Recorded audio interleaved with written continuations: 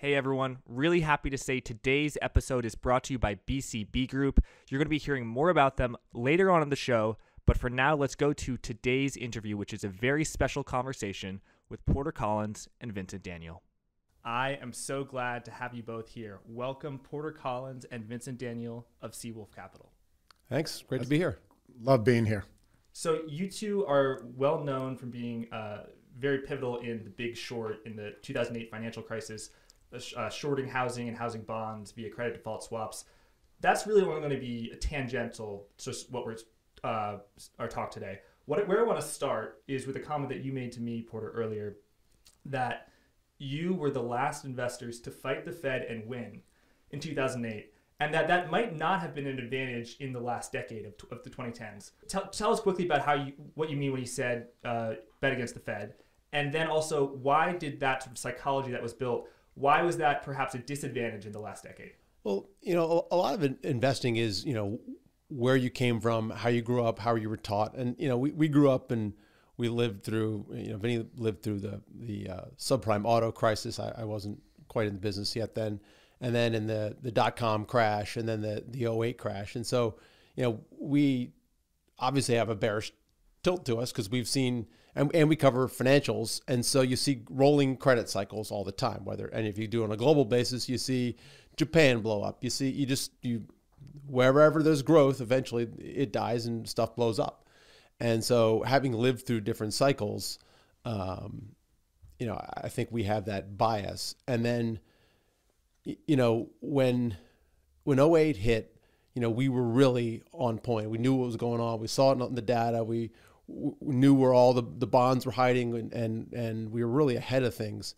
And we knew the Fed was behind the curve, and they really missed it. And so, when they did QE1 and then QE2, we were sort of laughing like these guys don't know what they're doing. And then QE3 and 4 and 5, it just kept coming. And so, obviously we don't have a ton of respect for them. I mean, you have to, but that probably hurt us. Definitely hurt us last cycle. I mean, we didn't believe in all the sort of run up in tech valuations and all that kind of stuff. And so we missed out. I mean, we didn't do poorly. We didn't profit we're not Chase Coleman. So I came on I can answer it just going a little further back. I came to work on Wall Street in 1996, first on the sell side, and then eventually came to work with Steve Eisman, Porter Collins, Brad Burning, Danny Moses. That was our first foray onto the buy side. And throughout our career, I'll speak my career, the element of the concept of price discovery has eroded, right? So there used to be price discovery in markets, but slowly but surely the Fed has prohibited any material deviations in price discovery to the downside. So when I think about Porter's comment that he had to you in terms of we were the last to fight the Fed and win, we were truly the last to be allowed to experience price discovery on the short side, right? After the great housing crisis, I think the Fed, rightly or wrongly, and we think wrongly, but others can think otherwise, price discovery to the downside was not going to be allowed, no matter what. And so for the last 12, 13 years, I think one of the primary roles of the Fed was to suppress any form of price discovery to the downside. And that's very difficult for us, right? Every time when we felt like, we were about to kick the football, Lucy would pull it away. And it wasn't that we wanted to be bearish. It's just that there were circumstances that presented themselves that we should have been bearish. But you come to learn that the Fed was not going to allow you to act and invest the way you wanted to. And I think that, I don't go crazy about QE1 because, if you read the book or seen the movie, there's a point where we're sitting on St. Patrick's Cathedral steps, and we really, I hate people that go, I think the market's going to crash. That was the one time where we all thought the market was going to crash because the banking system was just completely insolvent and everything was just broken, and we were legitimately scared that the market wasn't going to open, the banks weren't going to open, and so. and so that from that point on, like the Fed was like, oh, this is never happening again. And, they've had the spigots on ever since. And so the banking system in 07, 08, 09 is in complete turmoil. At what point did you stop becoming bearish on the banks? I know at this juncture you sort of have a long-term view that is not super bearish, but you definitely do not see a lot of upside in traditional financial banking. Deposit, borrow short, lend long because of flat yield curves, which we can get into, shrinking net interest margins. But how have you tell us about how you've witnessed the banking industry evolve over the past 10 years with Dodd-Frank, and sort of how that has impacted the business model? Well, if for those who lived through, 08, 09, like you remember the months, and in right before March, when Vinny's son was born, Vinny's son was born the day the market bottomed. Wow. Yeah. Beginning of the bull market, March 9th, 2010. But, we were sitting there in February. 2009. Sorry. We were sitting there in late February buying stocks. We were buying banks. I remember we'd try to go like the highest quality banks we could find. We were buying them. And they were going down like 10, 12, 15% a day at that point. Because people at that point just, they were, maybe they tried to buy, I forget how it worked, but they were trying to buy the debt, and then it just went puke. They puked everything. And, the Fed came in and gave, Goldman and all these guys money and sort of stabilized the system. The 09 was a very good year for us. We were 40% or something like that. 09 was fun. Yes. And 08 was stressful. Very. So the way we think about, keeping it simple, the way we think about financial services entities, there's really two KPIs, key performance indicators. One is net interest margins, as you mentioned. The other was credit. In early 2009, or credit quality, in early 2009, you were at peak charge-offs for the financial services system. And these stocks were trading at tremendous discounts to book value, tangible book value. So just on a simple risk reward basis and saying, well, and at that point in time, Porter and I said, well, and you picked, I remember, you remember it by the months, you even remember some of the stocks that you chose going along. You chose the highest quality bank at the time, US Bank. Yep. I chose American Express. We wanted to go long them. And the view was, if we're wrong, then the whole world's over. Because if these things go under, nothing's going to work.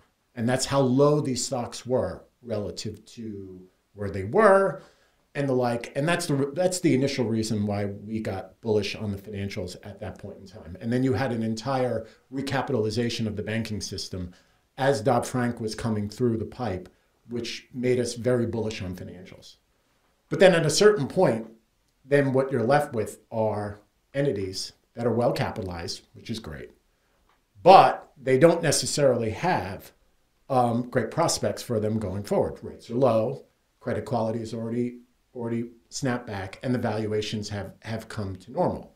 Since that time, I would say for us, the financial services industry, the regulated financial services industry, the banks and the like, have been more trading opportunities as opposed to investments, because they've become effectively utilities in words of the state, slowly but surely. I mean, the Fed did such a bad job of supervision.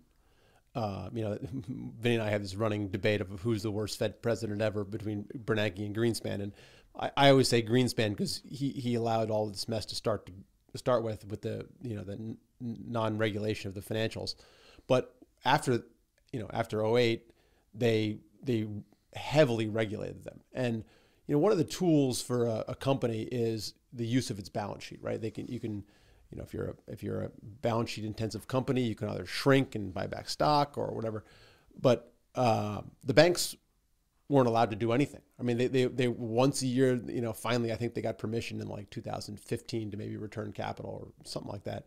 But, they couldn't do anything. They couldn't return capital. They couldn't buy back their own stocks. They had to ask permission for the dividend, and they were, like bad kids. They had to ask for everything. And so, the regulated financial system has been in sort of a been a bad way for a while. So you said bad kids. The kids did behave pretty badly. They did. Yeah, they behaved so badly to the point where it made sense. So when we think about walking into the Great Recession, one of the simple little ratios we looked at was a bank's capital relative to its asset size, right? Tangible common equity, as we like to call it. Forget about even the regulated aspects of Tier 1 and all the other Basel type of ratios. This is just simple balance sheet.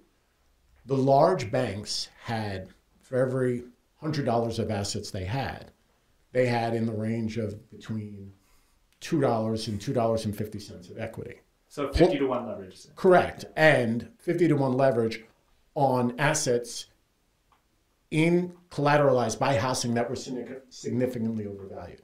I mean, that's just real. So when you talk about bad actors, horrifically bad actors, so they needed to be penalized. It made all the sense in the world that the regulators did what they did. But as someone who invests in these companies, you could safely say to yourself, well, I really shouldn't be looking at these companies as viable investments after they reverted to a much more normal valuation. Unlike Vinny, who models everything, I mean, he roll forwards credit and does all these great models. Steve really didn't do any modeling. He modeled two things, and first was he modeled Citigroup's balance sheet. I think he just had leverage. He just did equity to assets and something else. And then Deutsche Bank, towards the end, when it got bad, he started doing that Deutsche Bank as well. But that was the only two things he kind of ever modeled. But I give him credit. I mean, that's all you really needed to look at the time. Yep. And he, nailed the fact that he used it.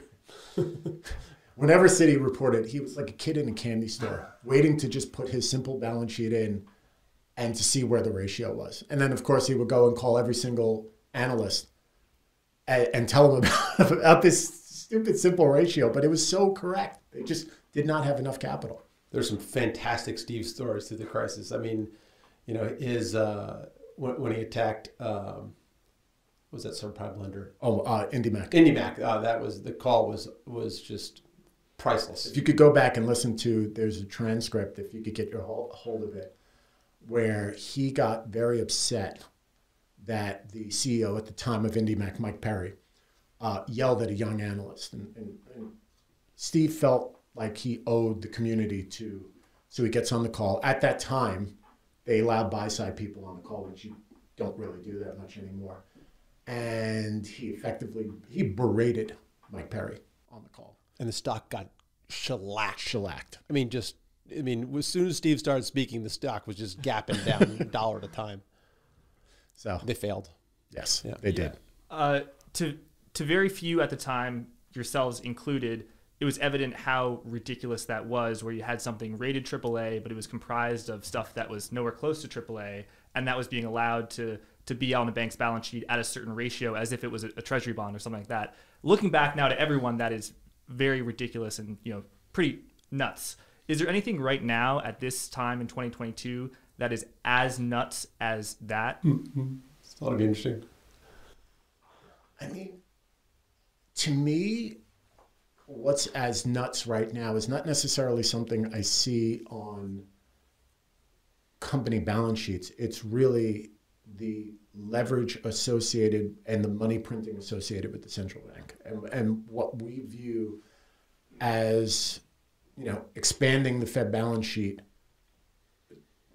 What happened in March 2020, which I understand what we needed to do, but to effectively expand the balance sheet by $3 to $4 trillion, to me, and still call the United States a AAA sovereign credit, right? To me, that's the baffling part now, is that we've taken what I think, for me, the risk that we saw on bank balance sheets. Now I feel it significantly more so in sovereign balance sheets, right? Understanding the fact that there are theories out there that we can never, ever go bankrupt, that we could simply just print money and inflate our way out of the problem. But in and of itself, think about that statement, right? Like, oh, we're in such dire straits, we're just going to inflate our way out and, financially depress every person that decides to own a fixed income instrument of any kind. That to me is the wow, what are we doing here type moment for me. I didn't think you were going there, but Where'd you think I was going? Well, I thought you were going to go attack the valuations of tech stocks and crypto and stuff like that. Listen, I think it's pretty clear to me that we're in a pretty big bubble. I mean, in terms of, Bitcoin was great, right? They had a nice little simple idea, store of value, can't debase it, but then 4,999 other coins came along and effectively debased Bitcoin. And, you still have Elon Musk out there, saying he'll, give Dogecoin away or what, I don't know what he was talking about recently, but something stupid. Why do we even have dog coins? I mean, the whole thing is bananas. And then, paying 50 times revenues, is just pure insanity, and these are tech companies which, arguably can be, disintermediated in 10 years from now, right? And, who's to say that their technology is the right technology?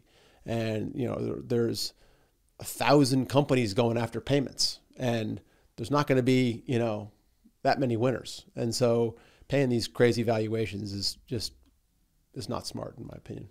You're referring to very high valued on traditional metrics companies like Tesla, Shopify, DocuSign, those sorts of companies that over the past decade have done phenomenally well. And they also led the way from March 2020 into, let's say, February or March 2021. However, they've had a rough past year. And I think perhaps the poster child of that is the ARKK ticker. Yep. How have you sort of made sense of that? Because just reading your letter, you said the next big short is in the big debt cycle on sovereign banks, which is you alluded to earlier, Vincent. But then you said, and this was, I believe, in your 2021 letter, that currently the way is not to short companies because the Fed will be fighting against the Fed. Now it is 2 p.m. on Wednesday, the 26th. Oh, yeah. And the Fed minutes have, the FOMC statement has been released. We haven't read it yet. Powell will start speaking in 23 minutes, and perhaps we can pull that up later. But now that the Fed is tapering its balance sheet, may soon tighten via quantitative tightening, may raise rates as soon as March, and we'll see. It's been released. Now you say that now is the time to short, and you also said that you very quickly are okay with going from being very long to being way less long as the situation changes, and then how now that you run a family office, you don't have to sort of have clients call you and say, "What the hell are you doing?" Right. Can you just talk about why you shifted from being very long to start to go active on the short side as you have been over the past few months? It's for us, for me, and I think for Porter, the key ingredient that changed our mind was Fed intent and inflation, right? So what do we have now? The last CPI print and the last few CPI prints were well north of the 2 or the averaging of 2% that the Fed said that they wanted. So that wasn't that long ago when they said that. No, it wasn't. And think about what that does. Well, first off, they were wrong in terms of how high they thought this was going to go. They've been wrong so far on the idea that all of this would be transitory. But probably more important than that, the politicians are now getting a lot of angst towards them from voters, crying, rightfully so, about the levels of inflation. So for us, what that does is it forces the Fed to hike, to be more hawkish, and they can no longer bail out markets, at least at this point in time, right? Because one of their key mandates is to fight inflation. They have to fight inflation. So there's no way they can look at ARK or Shopify or any of the stocks that have come cascading down and do like they did over the past 12, 13 years, an about face and save markets. They can't do it right now. That's what gave us, in our view, the ability to have the ability to short stocks and feel comfortable about it. All the other ingredients that we wanted to short the stocks were there. Overvaluation, sometimes negative rates of change, various other factors, insider selling. The one thing that wasn't there, that was the most important thing, was Fed intent, and Fed intent has changed. So we were going nuts on this MMT thing, and so we would always ask, like, when does it stop? And the Achilles heel always for the MMT crowd was inflation, and so with the 7% inflation prints, we effectively killed the MMTers. Like, they were just dead wrong, and the Fed's just in a box. And so it was that kind of combination with, we clearly saw the bubble, but, but pricking it is another thing. And so, we were very long last year and, for the first half. And then in June, Powell definitely pivoted, remember, because he went from, we're not even thinking about hiking rates. And so in June, he pivoted, and you can see, a lot of the turmoil happen then. You could actually, like, ARK peaked, I think, in March, and we shorted it probably right around then. Yeah, I'm trying to remember exactly when we started shorting ARK, but it definitely had something to do with listening to Powell's statements and realizing that the era of significant accommodation was over. So then all of a sudden you had the ability to actually put your fundamental hat back on, and actually just look at some of the stuff and say, this is crazy. I mean, the funny thing today is that, the market's, call it down 10% for the year. I think it's a number, maybe less. And the whole market's crying, right? And like, oh, we're about to have a policy error. They haven't even finished QE yet. Yeah. It's bananas. Like, these people are just insane. I don't get it. And, and the whole tech narrative, or the growth bros, as Vinny calls them, they're like, it's like fake bearishness, right? They think the economy is really bad, so therefore rates should stay low, so therefore their valuations stay high. Yeah, the whole thing's perverse. But yeah, to play a devil's advocate, I think one of the core tenets of MMT is that the government's balance sheet is not like a household balance sheet. So I'm curious if you agree with that. Like, if a household spends more than it earns, it has to borrow, but it can't just create its own currency, whereas a government can. And I'm curious if you agree with that, because I think that if the bubble on the government's balance sheet were on, let's say, private bank's balance sheet, I think perhaps you guys would be much more active in shorting. But it seems like you recognize that you can't take on the government. Well, a few things to keep in mind. Yeah. One, you are right. Governments are there, and they could expand their balance sheets significantly more than we can. Interesting. And they should. And they should at times. And the problem with, they went, we used to rail on Keynes, but he obviously said in good times, you don't need this accommodation, and actually be counter-cyclical. This time they went crazy. Right. And a good thing like that can go too far. And I think we've gone too far. So yes, government should be there to expand the spending when we are going into slower times. You are correct. However, you can't do it for 13 years straight, right? And we've been doing it for and you can't expand the way you did over the past 3 years, which has created inflationary pressures. And now the people who have been buying our government debt, it hasn't been foreigners, really hasn't been domestic savers, although the banks have bought some. It's really been the Federal Reserve, right? Which is therefore also included and added to the inflationary pressures that we're having, and it allows governments to spend money. So too much of expansion of balance sheet, or some of us call it, digitized money printing. It's actually Powell's words in 60 Minutes, not mine. I could say it. We, as a central bank, we have the ability to create money digitally. It was too much of a good thing, and I think we're suffering from it right now. Yeah. And we've talked about this for years, but the whole economy is so financialized, right? Everything we see it. Everything that you buy is on leverage. Cars, houses, stocks. I mean, look at the I remember going back and looking at the 2000 bubble. They had the margin debt, retail margin debt. Well, we're way past where they were in 2000, and so I just don't know that we're even more financialized than we were, call it 10 years ago. I just don't think that the world can handle QT, quantitative tightening, and hiking. I think they need to hike to control inflation, but I just don't think they can. I think we're so far past the point of no return at this point. So you think that it's unlikely that the Federal Reserve will be as hawkish as some perceive? Do you think the 4 to 5 rate hikes that's priced into the Fed funds? There's too many things. There's too many things to balance. They're trying to balance inflation.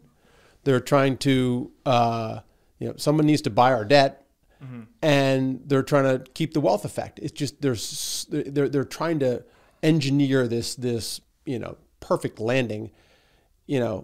Okay, I just don't think they can do it. And for now, if they do engineer some sort of soft landing, we still think that a lot of these value stocks can do better than growth stocks. I mean, they're just a lot cheaper. We like to deal with improbabilities, and nothing's certain. But the one thing that feels close to certain, I can't see them doing QT. I can't see them doing 4 hikes this year and 2 to 3 hikes next year. It's just too much stress on the system. And so far we've seen, the interesting thing for us is going to be, for all of us, is going to be, okay, the S&P is down, seems to have a 10% drawdown. The Qs have had a 15% drawdown. If we get where the S&P has a 15% drawdown, how does the Fed feel? Right? What do they do?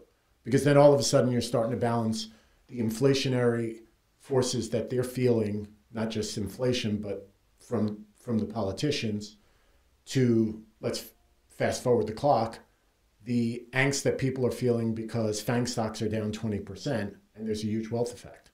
And it's going to be interesting to see which one they choose. And I was listening to a podcast with Jared Dillon, and I think he's completely correct. They're going to have to choose either a recession or inflation. And I'm kind of in agreement with him. They're probably going to go somewhere in the middle.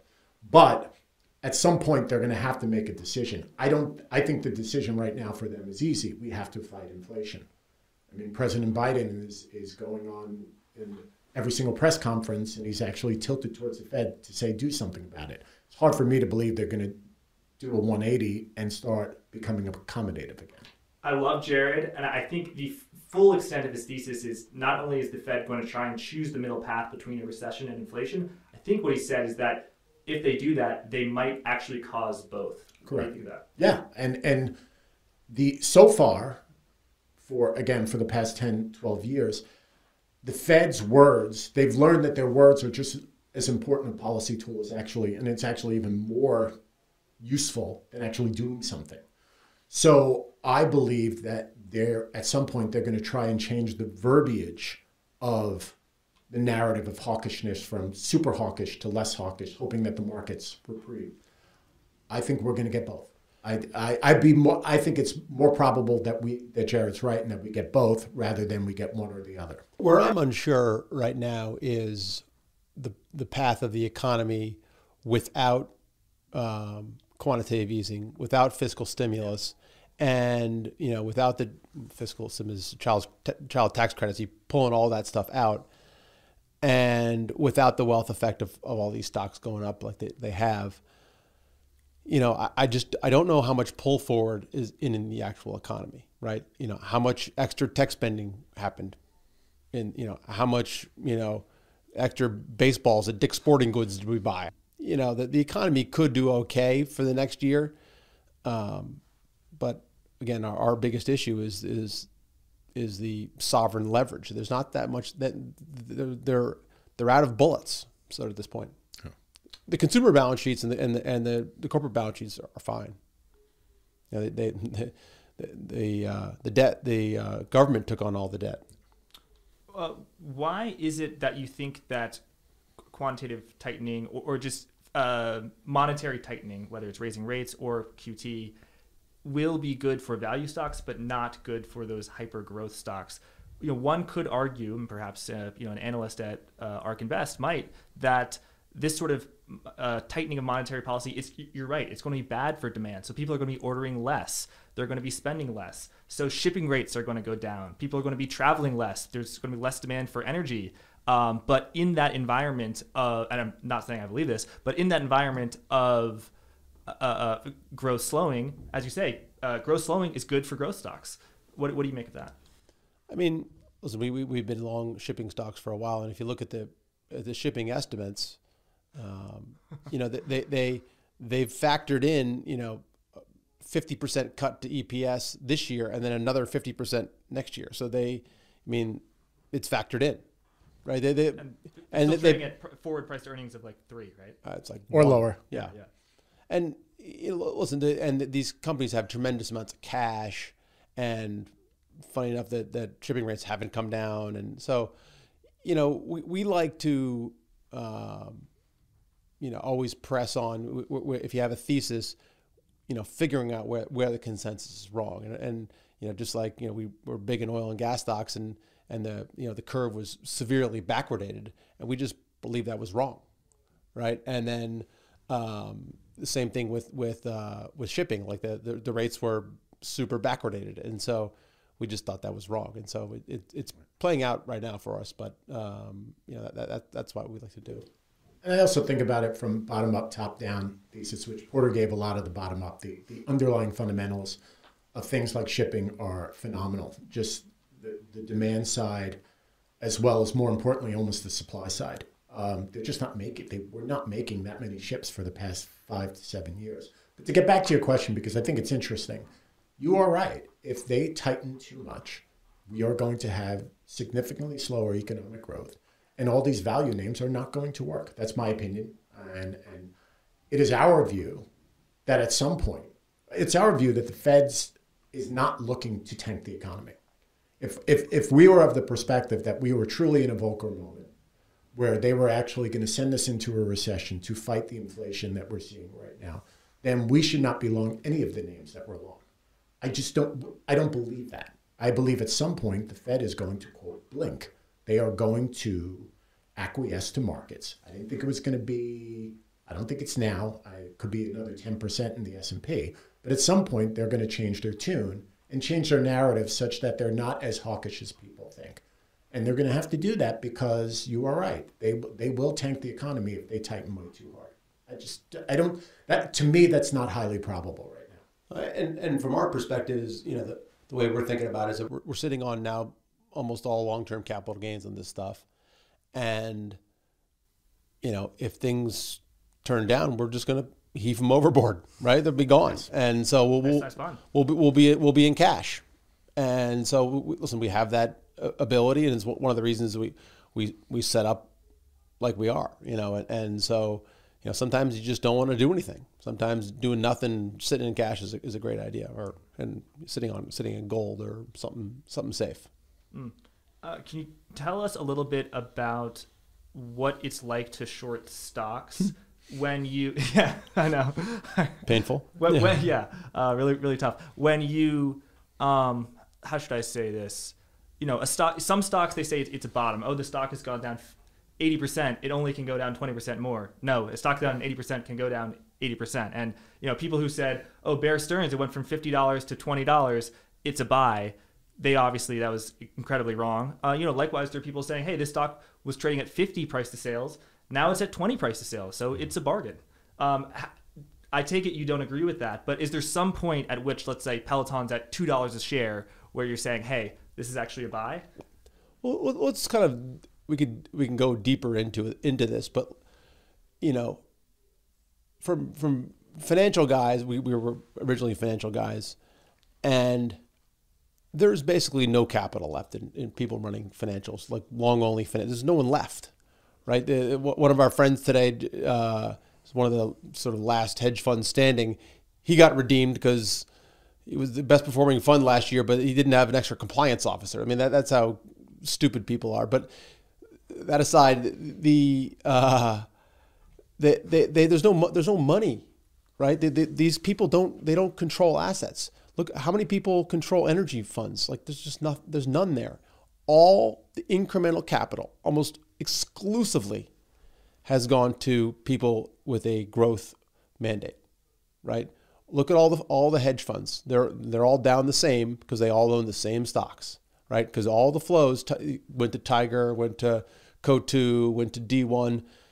God bless them, but they're billionaires because they've gotten all the flows, and the rest of the old economy stocks are just hated. They're just, still today they're just hated. The energy sector goes up and be like, oh God, I got to buy these stocks, I guess. It's like, they just hate them. And you can see that, in the past, we've been remarking, because in 2016, we owned value stocks too.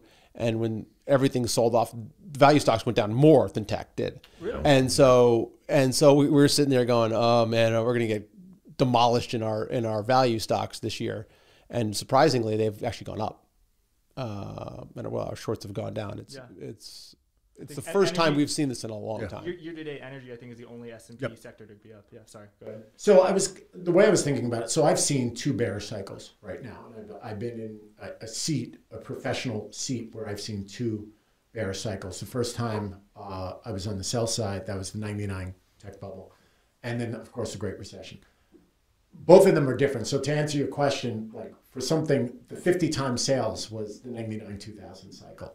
So if you just go and take a look at some of the charts that were the then high flyers, right? Whether it was the Ciscos, the Amazons, interestingly enough, MicroStrategies is I call it the bubble cockroach. They were, take a look, it was a big bubble stock in 99 as well. But look at the price to sales migration of those on the first one, and they were trading at 20, 30, 40 times sales. And they went all the way down to 2 to 3 or 1 or 4 times sales. So when someone says to me 50 times sales to 20 times sales is a bargain, experiencing 99 and 2000, you start to laugh. You try to laugh internally because they didn't go through the cycle, but you are laughing saying, young person, you better really do your history on this one. With Bear Stearns, them getting cut in half, that's a function of leverage, right? So that's what causes, so there's 2 ways to short a stock. One is valuation, and when the Fed's not on your side, you can't short anything like that. But when there's leverage involved, we can go from being a very viable, profitable company to bankrupt in a matter of weeks. But to get to your other question. Look at my favorite example these days is AMC. Yeah. It's infinity times EBITDA, the leverage. It's crazy how much leverage they have, and they'll never make money. Maybe they'll have a quarter here and there, but they'll never make money. And so,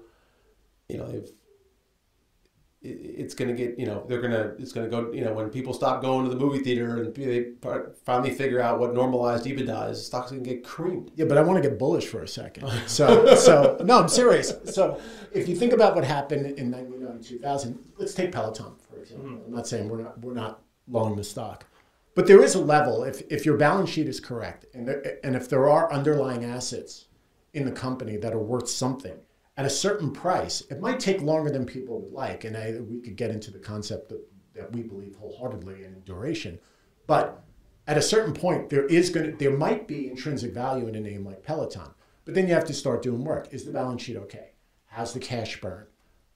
What are the assets worth? And then I think there will be tremendous opportunities on the long side when we get there.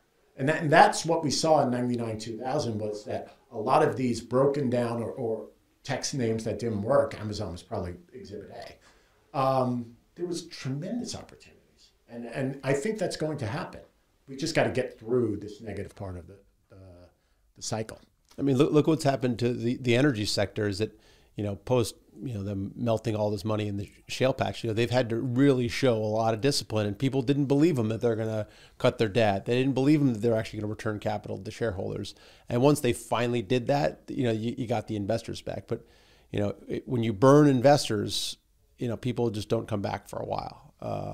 And so that's what I see right now. And if any of these tech companies do, burn investors like Peloton has, it's going to take a while for them to come back in full force. They just won't trust them. They won't trust management that they're going to do the right thing. I mean, plus the fact these tech stocks, the management teams have paid themselves so lavishly. I mean, how much money did the CEO take out? Millions of dollars. Musk, can't fail at this point. He took so much money out of the company. Yeah, and not just lavish compensation for executives, but for just everyone working there too. Yeah. Well, I've got a lot more questions, but should we take a quick break just to take a look at what Powell said and then maybe listen to his speech a little bit? Sure. Yeah. This episode is brought to you by BCB Group, Europe's leading provider of crypto-friendly business banking for institutions in the crypto space. They also provide trading services allowing you to trade FX and cryptocurrency quickly and at scale. They specialize in efficient execution of large orders in illiquid markets. So if you are an institution looking to make high volume trades, you need to check out BCB Group, because a great trade idea is worth nothing if you can't execute it. And that is exactly what BCB Group helps you to do. Their mission is to empower the global financial revolution through sustainable and innovative banking. Really glad to have them as a sponsor. So if you want to take control of your digital assets, please check them out at bcbgroup.com/Jack. That's bcbgroup.com/Jack. Thank you, and let's get back to the show. We just came at a quick 5-minute break to see what the Fed said, what were the results of the FOMC meeting. Appears it was less hawkish than the most hawkish scenario, and that a 50 basis point hike is most likely off of the table. Vincent, rather than asking you about what's going on now, you sent me a piece by Politico about a Fed chair, a member of the Fed, Thomas Honig, one of the very few people at the Fed to vote against quantitative easing in, was it 2010? Yep. And he was a big fan of Paul Volcker, worked with him, and he said that asset inflation and consumer price inflation, goods inflation, service inflation, are like cousins. The reason that the Fed has been able to do so much QE over the past decade, one might argue, is because it's been disinflationary. The Fed has failed to meet its inflation goal of 2%, and so that's what has allowed it. Is now that inflation is at 7%, do you think that the cousins are going to sort of meet, or do you think that we will go back to a world in which it's sort of like one cousin's in New York and one's in California, and they don't really? It's a deeper question, right? So a few things you said, and I'm going to mention, like, for the last decade, we have not met our inflation expectations. I personally think that's bullshit. I actually think that inflation was running hotter than what CPI was suggesting. I guess I'm one of these crazy conspiracy theories that believes in more of the shadow stats that inflation was higher. Nevertheless, if we get fact, well, no, a lot of people disagree. Anyway, in my opinion, what Honig was getting at, right, way back when, and look, that article really got to the essence of what he was trying to get at, was that if you do this, the benefits are going to be disproportionate to extremely wealthy people at the expense of Main Street and the middle class. And once you open up the kimono of purchasing paper via QE, you're never going to get off it, right? He's dead right. Now, it's very hard being a lone dissenter, particularly in a meeting where everyone is browbeating you. And from my understanding, Honig is not part of the inner circle anymore because of what he said.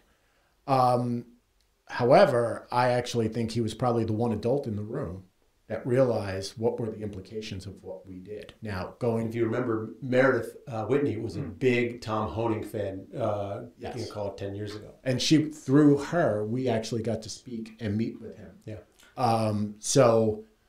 But now I think you have a much more interesting dynamic associated with inflation. Yes, it's at 7%. Yes, we're going to have base effects. Yes, the non-inflationary transitory people have a tailwind at their back, that the base effects, that by definition the inflation is going to go lower.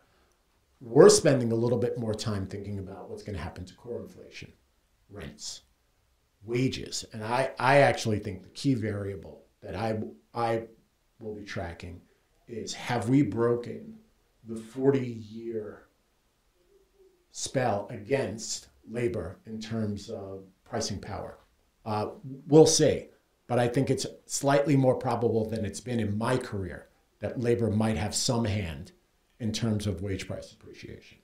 While we're talking stories, I want to tell this one, or I'll let you tell this one about our meeting with Bernanke, which is a pretty good one. Should I tell that one?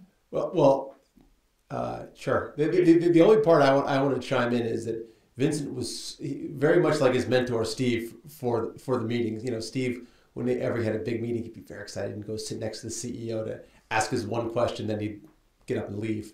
But so when Bernanke, we were instructed not to ask any tough questions, and Vincent's super excited, sits right next to the Bernanke, and go for it, Vin. And sorry, this was well after 2008. So we at that time, I want to call it 2018 maybe. Yeah. Worked at a very large hedge fund for a brief moment of time, Moment of weakness.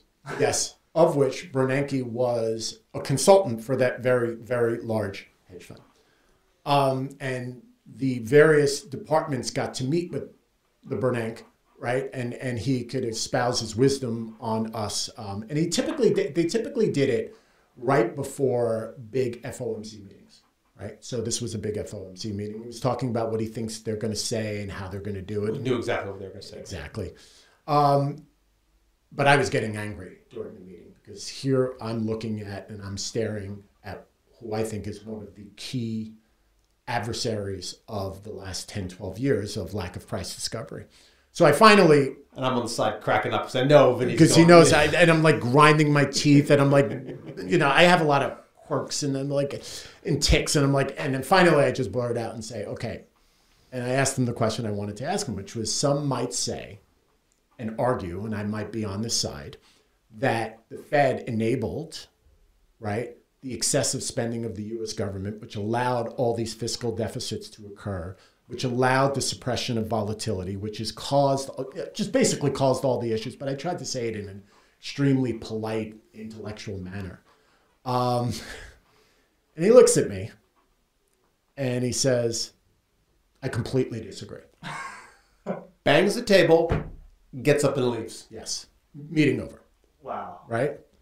And so the funny thing was, I think 6 months later, there was another meeting with the Bernanke. Yeah. And I didn't go. I sat in one of the back rooms listening, and I actually think I was creating an audience of the people that were in the room because I was just yelling, but I was allowed to yell because no one could hear what I was saying. Yeah. But yeah, look, I'm one who blames a lot of what we're seeing right now on the policies of the Federal Reserve.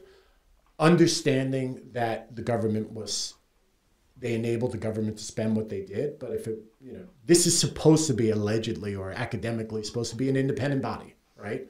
Independent of we know that's not the case. But at some point in time, there needs to be an adult in the room to say, you cannot do that. And we should not be doing this, but they just enabled where we are right now. And when you say that the Federal Reserve enabled the government to spend, the government spends via the treasuries, it issues bonds. The Federal Reserve buys bonds, not from the Treasury itself, but from big banks who buy it at auction from the Treasury. So if you connect the dots, debt monetization, that could be alleged. When you say that it helped it, though, are you saying that if it were quantitative easing, bond yields would rise because the government was just spending hand over fist? No, actually, what I'm suggesting is if it wasn't for the Fed quantitative easing, the Fed wouldn't have spent the money that they did. They wouldn't be able to. The government wouldn't be able to spend the money that they did. Or if they did decide to spend the money that they did, rates would be significantly higher because investors who require a rate of return would need a higher rate than what the Federal Reserve needed, which is effectively zero. Truth. Yeah. And that was the point I was getting to the question I was getting with Bernanke, which he told me he strongly disagreed.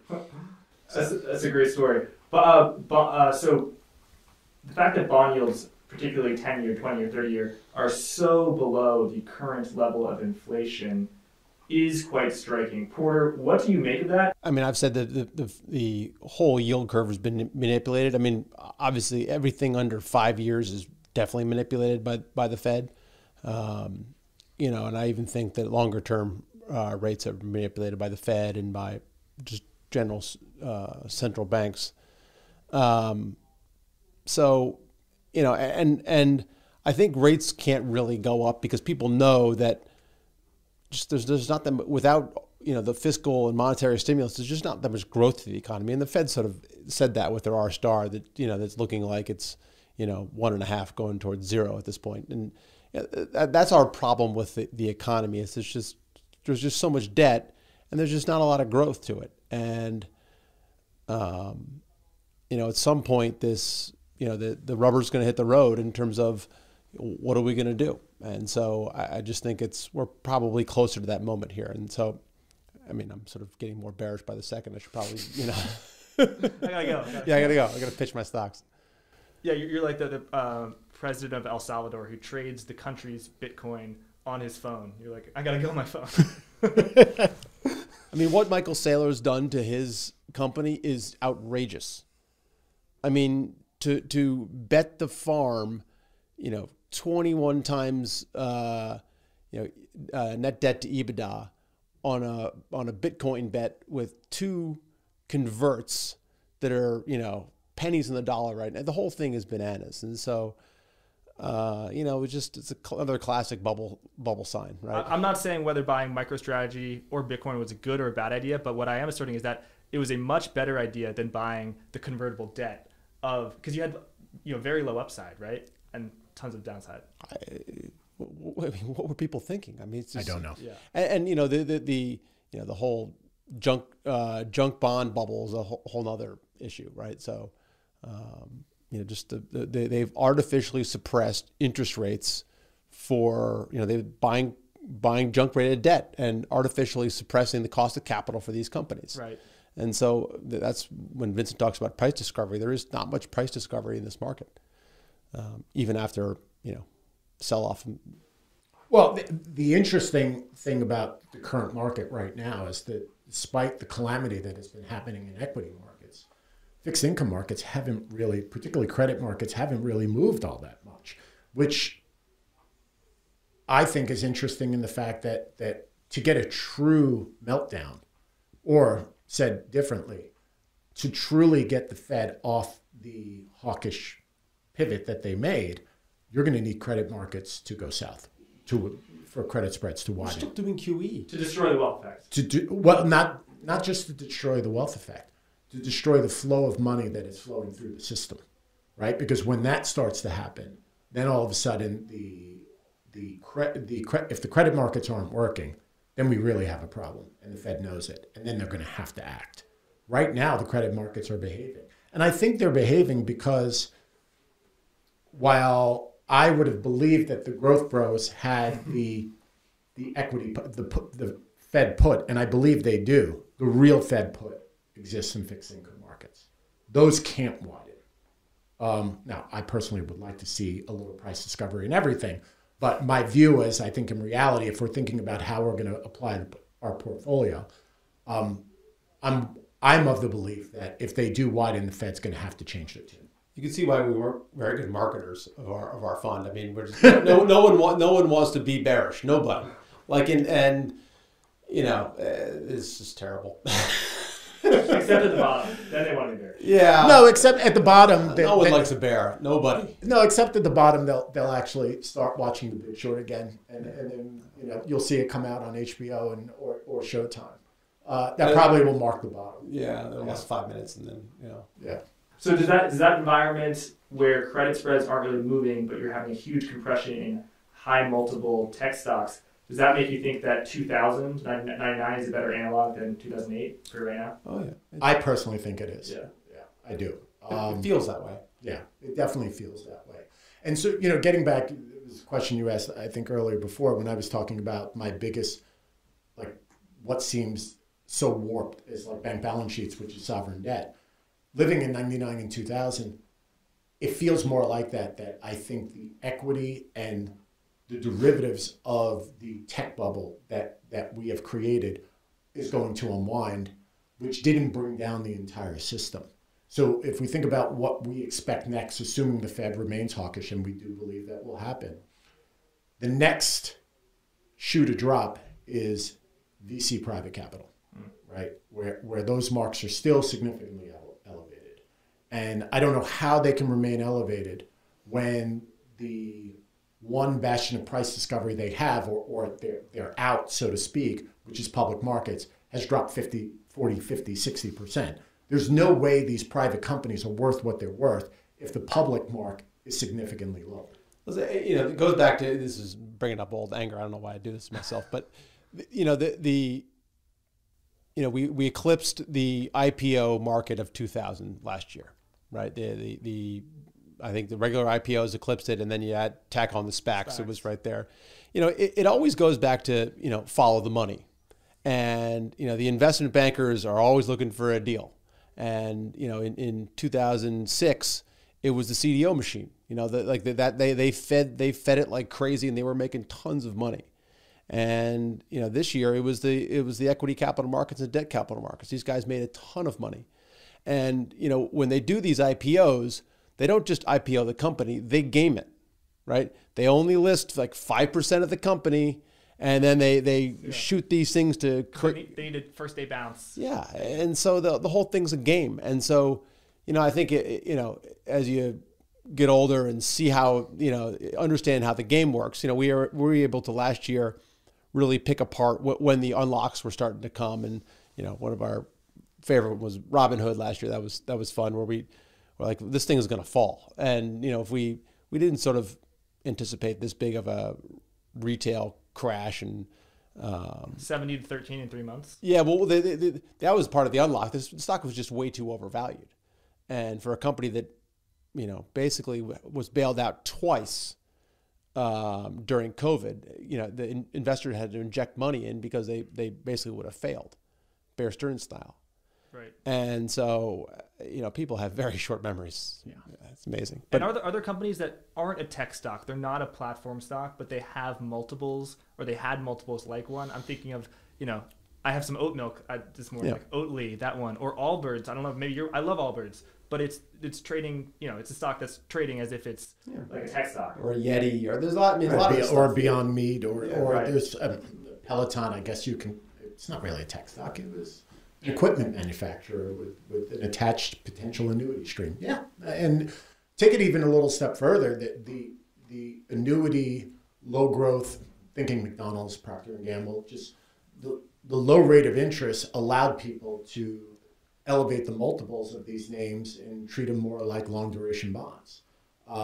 That's the scary, to a certain extent. Some of these companies are trading at similar multiples to Google, which is insane to me. But, you know, and then you throw in the whole ESG theme, which is a whole other stupid thing. Why they value the E and ESG like 1,000 times more than governance? It's the whole thing is bananas. So, you know, if you were anything with an EV story, had some crazy multiple last year, and so, you know, thankfully we got that one. We were short a couple, you know, stupid ESG EV stories, and we're long the dirty. We were long dirty ESG. And I can't say we got all of it right. Oh no, we didn't. No.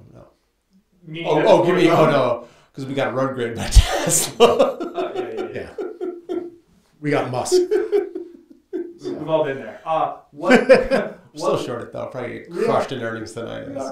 What do you think is, you know, the companies that are really failing now, falling over, are unprofitable technology, unprofitable high growth, high multiple, high prices sales? What do you think is a bigger factor? What do you think is the worst factor to have?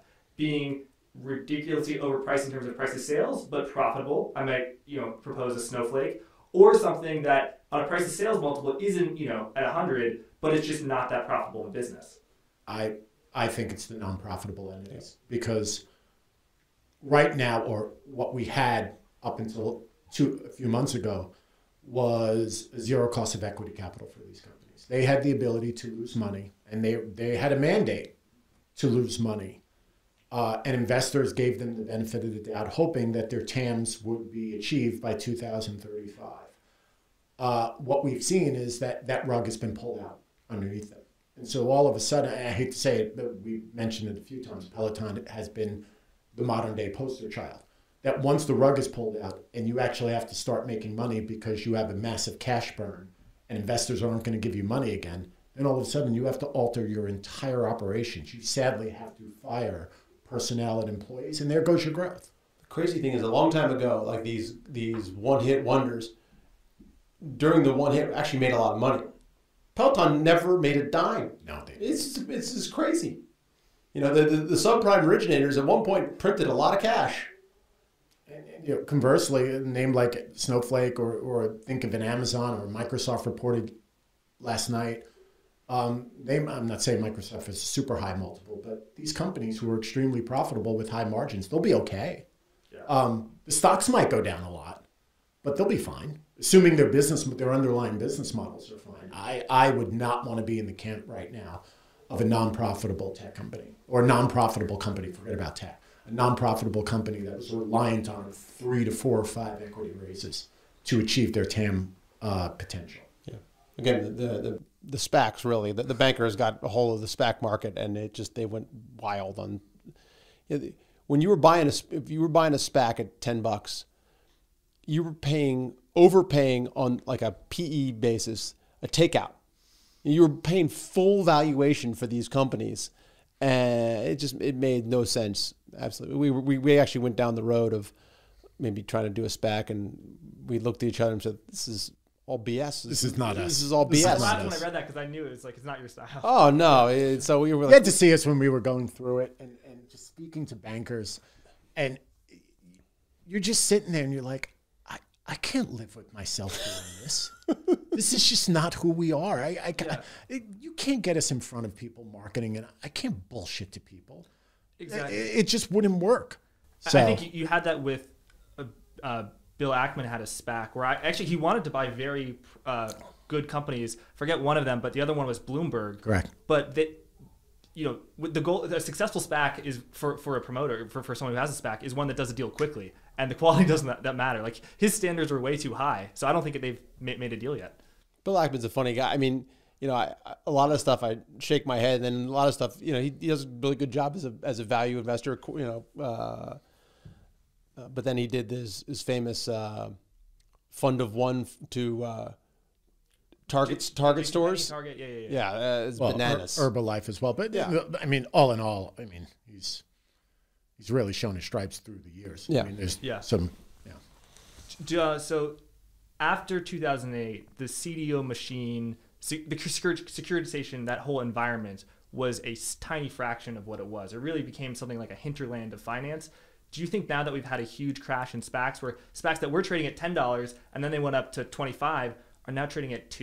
Do you think that environment of there just won't be will be far fewer deals as there were in 2020, 2021? Or do you think that, hope springs eternal? You know, funny, we invested with a friend of ours that we worked with a long time ago that who just specializes in SPACs. And that's our thought process, is that, you know, he'll be able to wade through this, you know, mess of the SPAC market and find a couple of gems. And so that was our thought process. And, well, you know, still early in that game. We just invested in the end of the year. So yeah, but that gets back to the whole idea of Peloton going to 2. They're out of, let's say, the 100 SPACs that were out there, 95 are probably pieces of crap, but there are probably 5 gems, and we don't have the time. But what we love to do is outsource some of the ideas that we have to specialists who do have the time, who make it their focus. And we'll be hopefully finding those gems for us, and then we could sort of not only just invest with him, but also tack on to them within our Seawolf portfolio as well. And he can short these names too that are all BS. So I think it's a fertile ground for stock picking. Is just messy, you know. A lot of weird holders to names. It's just not what we're good at. Yeah. So we've talked a lot about the short side. Now let's talk about what you are long. We indicated, you mentioned shipping. Yep. That obviously has been a phenomenally well-performing trade over the past year. Let's talk about 2 others, cannabis and nuclear. 2 things that one wouldn't associate. They don't have a lot in common with each other, other than that they are sort of strange. Let's tell us about cannabis. Porter, why did you get into cannabis? I mean, look how we invest, right? We sort of we're contrarian. I mean, we've sort of become more contrarian as we gotten older. But you know, the big short was a contrarian trade, and you know, a lot of stuff where we like to buy really mispriced assets and one-off, and you know, we've never owned anything that looks like an index. Never really shorted anything that looks like an index. I mean, and you know, we one-off all the time. You know, the cannabis is interesting. You know, we got into it a couple of years ago through Danny. Danny really, you know, after he retired from the hedge fund business, got into it with a friend of his, and they were in private equity, and so we invested in that private equity, and we liked the thesis, and just sort of watched sort of from the cheap seats, and then we started watching these stocks get demolished last year, and you know, the funny thing about, you know, growth bros rail on value investors and say we only like to buy, you know, stupid companies with, you know, cheap valuations, stuff like that. You know, we just like, you know, when I'd prefer to buy a growth, we've always said we prefer to buy a growth stock at the right valuation. And so you look at there's not many really growth industries besides software in this country. You know, there are a couple, but you know, cannabis is one of them, and it's going to happen so piecemeal that you're going to have a nice growth roadmap. And, you know, one of the reasons that you can't really invest in cannabis stocks is obviously illegal at this point. And they're completely shut out of the banking system. You know, they can't list in the US. And so the list is long of why you can't own these stocks.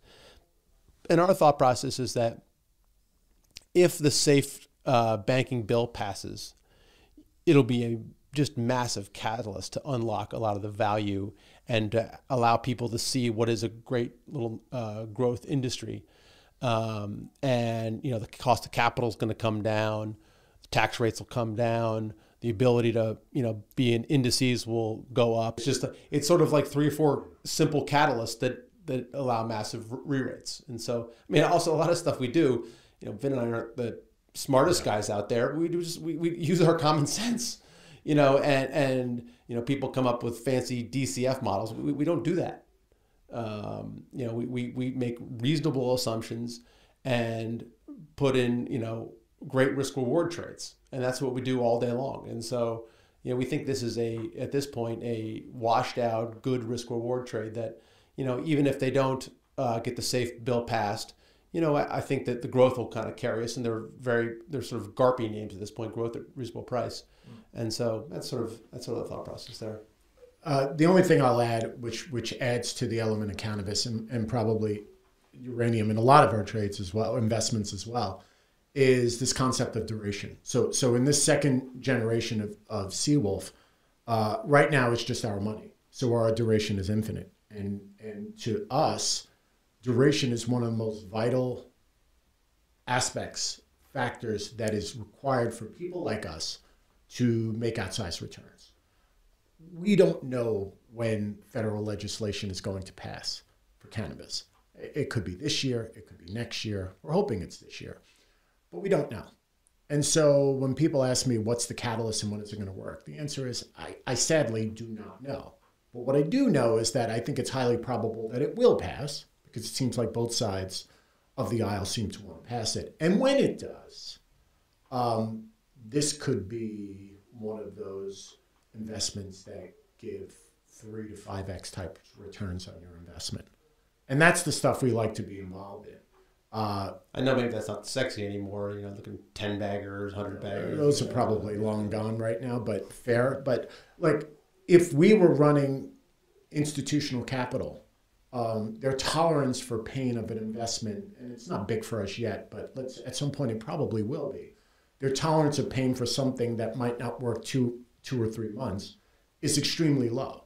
And so one of the things I think about as you ask the question is, I would never want to give up our duration because we think that's the real alpha creation, one of the big alpha creators for us in Seawolf. We still get the spilks on duration because, you know, in 2016 we had, you know, probably one of the only drawdowns of our career, and it was a 4-month drawdown of like 15%. And basically half the fund redeemed. And that's like nothing. That's like what the S&P does drop. When you're bearish and you're short and you lose money when the market goes down because your longs go down more than your shorts. Oh yeah. People were just like, oh, well, what are we gonna? And so they, that was a dark moment for Vinny and I. Yes. So.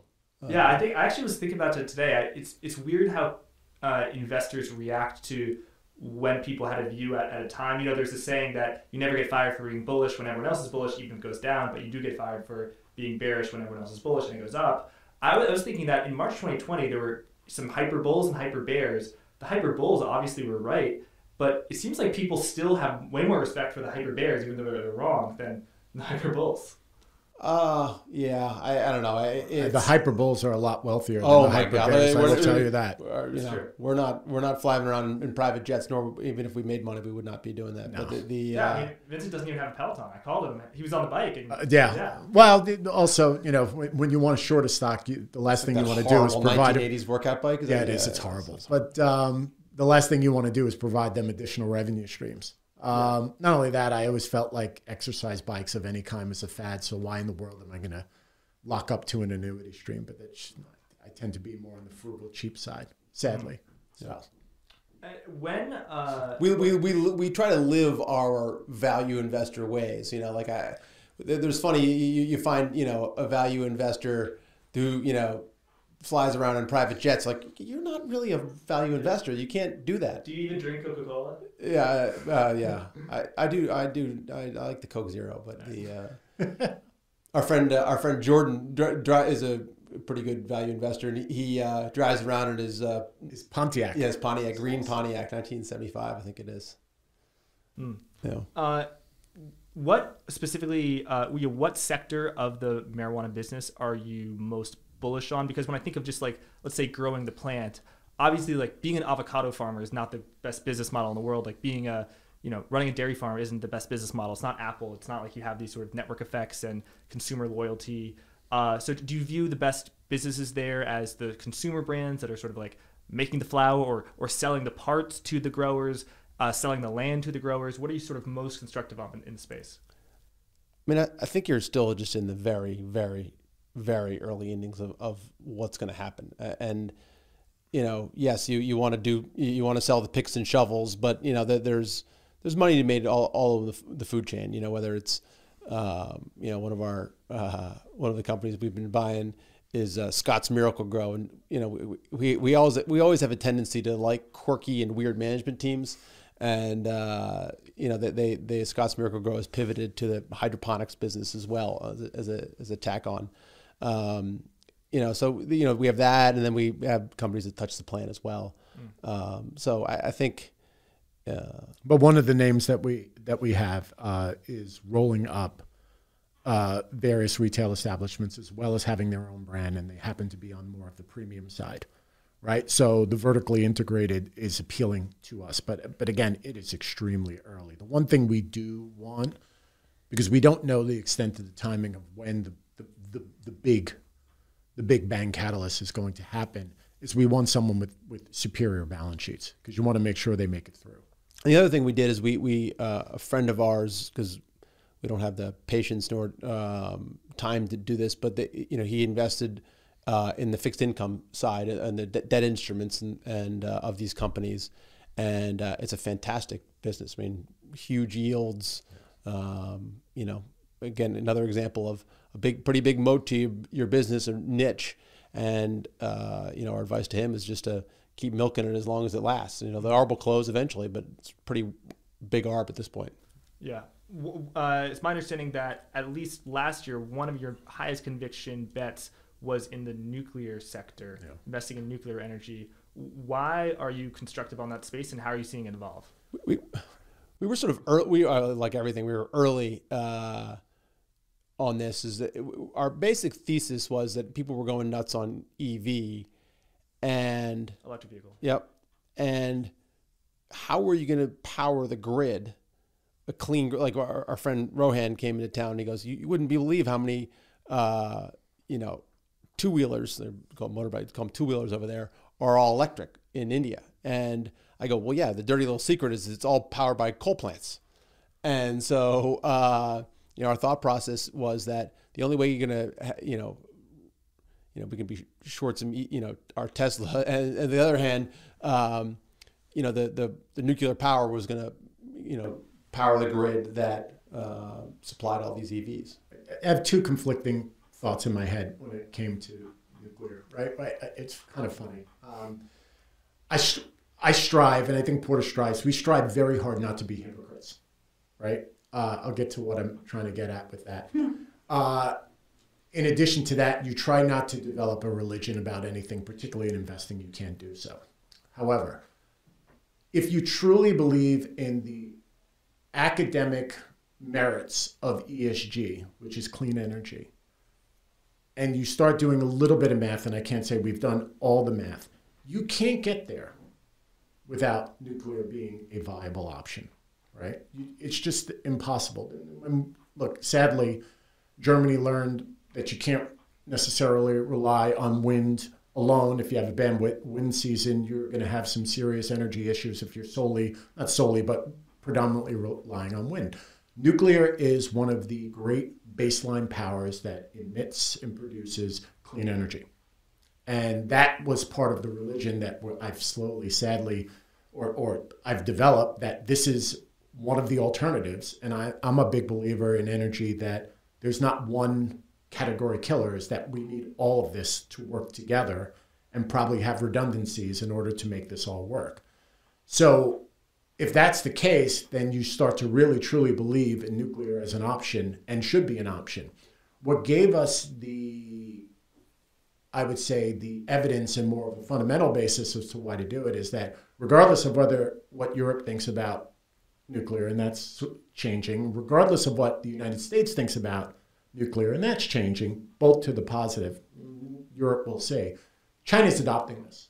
And it was that catalyst and the fact that they were building, I think, to the tune of 30 to 50 nuclear plants over the next 10 years, that told us that whether people like it or not, nuclear is going to be a major player over the next 10 years when it comes to energy, and particularly clean energy. And this is a true investment where, quite frankly, it's very volatile, but we have not sold anything associated. If anything, we add on dips because it's hard to believe that this is not going to be. And the risks are sadly obvious. I'd rather not even get into it. Anyone could produce the risk that we have of this investment. But we think the rewards, if we're right, are massive. It goes back to how we like to invest and how we think about investing.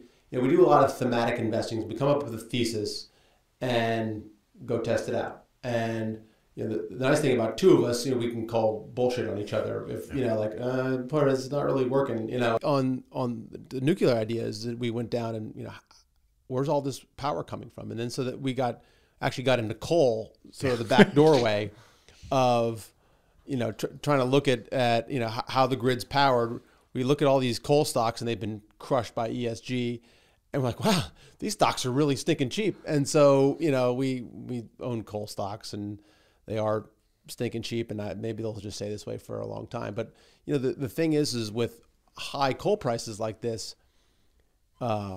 these companies have been able to prepare their balance sheets. And again, Peabody Coal is basically locked out of the financing market, right? The ESG people the banks will never give them capital. And so when you're forced into a hole like that, you have to use a lot of financial discipline on the companies, and paying down debt, and that's how we got into it. Nuclear is kind of a gateway drug. Gateway drug. Same thing with the energy thesis. The energy thesis we got into during COVID because we were looking at propane prices. We're like, oh, people are going to use propane, and so that we got into our Resources, one of the bigger propane players in the country, and then we fumbled our way into kept on buying ungodly amounts of energy stocks. Yeah, and that was a function of, when I think about it, is when we started studying ESG, our typical contrarian heads went to, well, they're starving this sector, and it's a combination of ESG and also the fracking boom and bust of the 2012 to 2015 era, and we realized, like, wow, we need this fuel. We need oil. We need gas. We need coal, and they're not spending any capex on the market whatsoever. So when you think about it that way, and you looked at where the stocks were, and also in addition to that, from the capital markets perspective, you couldn't find a major institutional holder of any of these large oil and gas names. We did the exercise where we were going through the holders list of all of the major players. You name the major investors that are out there, and say, okay, spot the first energy name. And you had to go to, like, we did Wellington's. Yes, we did Wellington, we did T. Rowe, we did Neuberger, so we looked at what's their highest energy holding of their list. ExxonMobil, whatever. ExxonMobil, and ExxonMobil was like number 75, right? Meaning it was the 75th largest holding. So there were 75 other names before ExxonMobil owned by, say, a Wellington or a Neuberger. Nobody owned this stuff. Zero. So if you ever had an environment where somehow, some way, energy prices went up, and somehow, some way, these companies gained discipline to make sure that they didn't continue to drill, you had this massive opportunity set in these names. And that was the theme and the thesis associated with our energy names. And it's not just Wellington, right? It's SPY. Everybody. Again, go back to how we think about things, and I really love the thought process of the capital cycle, right? Where's all the money going? All the money is going to tech, not only in the investors, but CapEx is tech. Everything's tech. And where aren't they investing? And obviously it's energy. And so when all the money floods in, returns go down. When the money floods out, returns go up. And so we kind of like that dynamic where returns are going up, no one owns it, and a fixed expense base with a variable revenue base that that you get max leverage. Like owning a gold miner, right? Expenses stay the same, fixed price, and then gold price goes to 2,000, and you make a lot of money. And so we like a lot of names like that, where if you have a good handle on the underlying commodity or underlying anything, you got a good thesis there. And you say that's a persistent theme, is seeking out things that are underappreciated, like in cannabis, where if you're running an institutional fund, you might not be allowed to buy these marijuana stocks. You might have a mandate, you can't buy oil stocks and the like. You do that. Yep. Oh, yeah. Well, let's shift in. I like staying on the long side. So in the next part. Make people feel that we're very optimistic and positive. We are positive. So, think about the shipping sector. And I say this a lot, and I apologize, but it makes me laugh and it baffles me. You sit and you watch financial media, and perhaps not as much now, but a few months ago, all they talked about, and you listen to any podcast, they talked about supply bottlenecks and high costs associated with the supply bottlenecks caused by COVID and the like, and the high shipping costs. And you're watching it, and they're saying, what are the implications to Amazon, to Nike, to Walmart, to Target? And we just sit there and laugh and say, okay, CNBC, I apologize for pointing them out. You're talking about these names. Have you ever asked the question, who's benefiting from this? And are there any stocks whatsoever that you would want to own? Never happened. And it never happened. Never happened. So you would never see, or rarely see, Maersk come up on the board of saying, hey, maybe you want to own this, or we own this container leasing company called Triton, or Daniels. All of these. I don't think I've ever, I don't watch CNBC a lot, but I don't think I've ever seen these names come up in financial media as the beneficiaries of things that you want to do. It was only just the implications to FANG stocks in the top 20 largest names. No one likes a bearish thesis too. That too. And you do not like bearish thesis. Who's gonna make money in this mess? They don't like theses like that. Yeah, and because even though your view on the stock is bullish, it blooms in a toxic environment. Yes, right. People are rightfully nervous that eventually container ship lease rates are going to come down. They have to. I mean, people have been calling this for a year plus now, and they haven't come down. And so eventually they'll come down, and these stocks which are less than 1 times earnings will be 3 times earnings or something like that. But very expensive. Very expensive, and so it'll be interesting how we do, or if we keep them or pitch them. I don't. We're again fumbling our way through the dark of trying to figure out how long rates stay up and how much cash we get back in the meantime. So I'm a big firm believer in the cure for higher prices is higher prices, right? So eventually, and we can even make this statement in the energy sector as well, eventually greed's going to lead towards additional CapEx in both the shipping and energy when space. Your wife wants something from Amazon and she goes on her phone and she hits buy now. Like that's the... Wow, that's what I could go down. Well, she wants it and she wants it now. No, the rabbit hole he's going under is if you think about the last 10, 12 years, the incremental CapEx investment went into,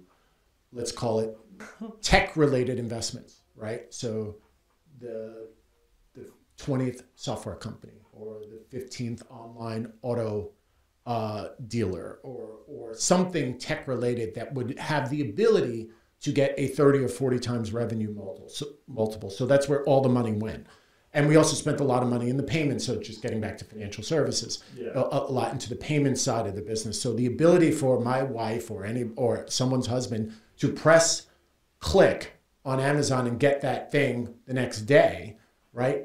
Very little money, very little investment went into making sure that those ships were more efficient going from say, Vietnam and China to California, eventually to our homes.